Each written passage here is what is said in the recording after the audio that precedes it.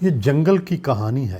جنگل کا اپنا دستور اور اپنی ہی لڑائیاں ہیں۔ کچھ سال پہلے تک شیر جنگل کا بادشاہ تھا، مگر ہاتھیوں کی ریوڑ اور شیر میں ایسی مخاصمت پیدا ہوئی کہ شیر کی بادشاہی جاتی رہی اور چیتے کو جنگل کے تخت پر بٹھا دیا گیا۔ ابھی تک خدشہ پایا جاتا ہے کہ جنگل کے جانور بادشاہ کے حامی ہیں، اور جب کبھی ووٹ پڑے جنگل کے بڑے حصے میں شیر کو زیادہ ووٹ ملیں گے۔ شیر پرانی قدروں اور طریقوں سے سیاست کرتا تھا۔ اس کا حکومت چلانے کا انداز بھی روایتی تھا۔ چیتا پھرتی کا قائل ہے۔ اس نے شیروں کے قبیلے کے ہر سرکردہ کو سلاخوں کے پیچھے بند کر رکھا ہے۔ جنگل کی سیاست میں توازن ہاتھیوں کے ہاتھ میں ہے۔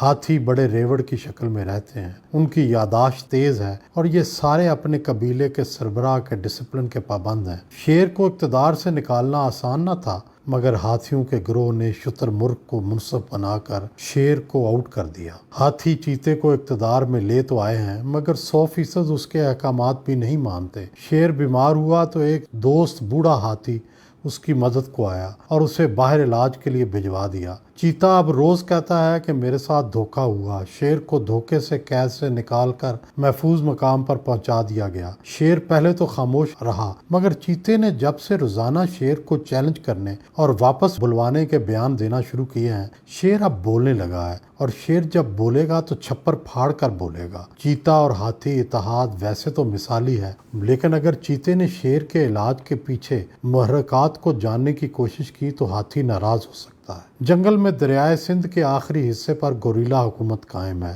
چیتے کی خواہش اور کوشش کے باوجود اس حکومت نے اپنے جزیرہ نما کو محفوظ کر رکھا ہے۔ گوریلوں کا اصل سربراہ بوڑھا گوریلا ہے، جو تجربے کی بھٹی سے گزر کر کندن ہو چکا ہے۔ وہ چھوٹے گوریلے کو تیار کر رہا ہے، لیکن گوریلا بھی چیتے اور شیر سے براہ راست مقابلے کے لیے تیار نہیں ہے۔ البتہ ایک دو بار اس نے چیتے کو للکارا ضرور ہے۔ بارشوں کی تباہی نے گورولے کی حکومت کو مشکل میں ڈالا ہے، لیکن اب ہاتھی اور چیتا بھی مدد کو پہنچ گئے ہیں، کیونکہ اس حوالے سے سارے جنگل میں بے چینی تھی۔ جنگل کی واحد بندرگاہ معاشی مرکز بھی ہے۔ اس کے حالات خراب ہوئے تو سارے جنگل کی معیشت خراب ہو جائے گی۔ چند روز پہلے جنگل میں منگل کا سماں تھا۔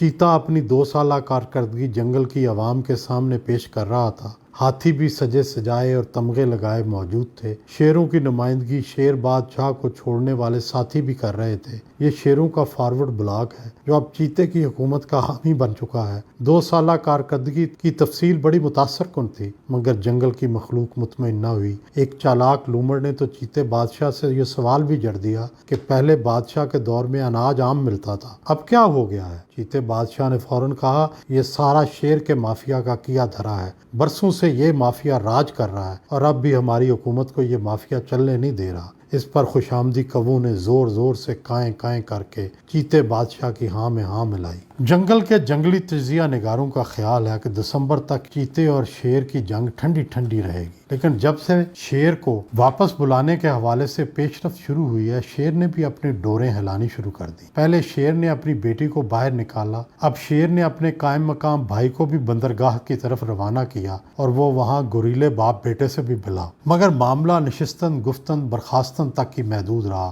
اصل میں شیر کا قائم مقام ہو یا بوڑھا گوریلا، دونوں اقتدار کی راہداریوں کو خوب سمجھتے ہیں۔ وہ ہر وقت ہاتھیوں کی سوچ کو سونگتے رہتے ہیں۔ ان دونوں کی خواہش ہے کہ ہاتھی اور چیتے ایک صفحے پر نہ رہیں۔ جب یہ ہوگا تبھی حکومت کی تبدیلی کی راہ ہموار ہوگی۔ دراصل سابق بادشاہ شیر کو علم ہے کہ ستمبر اکتوبر میں ہاتھیوں کے دستے میں 8 اہم تبدیلیاں ہونے والی ہیں۔ ان تبدیلیوں کے بعد ہی نئی منصوبہ بندی ہوگی اور طے ہوگا کہ آگے جا کر جنگل میں کیا ہوگا۔ جنگل کے عام حالات بڑے عجیب ہیں۔ آج کل شتر مرغ فیشن بڑا مقبول ہے۔ ہر جانور غیر مطمئن اور بھوکا ہے، مگر شتر مرغ کی طرح اپنی گردن ریت میں دبا کر گزارا کر رہا ہے۔ سفید اور کالی دھاری والے دریائی گھوڑے آمادہ بغاوت ہوئے۔ انہوں نے پوری جنگل میں منادی کی، جلوس نکالا۔ ایسے لگا کہ چیتے کی حکومت ہل گئی ہے، مگر پھر چالاکی سے دریائی گھوڑوں سے وعدے وعید کر کے رخصت کر دیا گیا، اور اب شاید وہ وعدے بھی بھلا دیے گئے ہیں۔ جنگل کے ارد گرد کے بیرونی حالات بھی تیزی سے تبدیل ہو رہے ہیں۔ سابق بادشاہ شیر کے زمانے میں بھی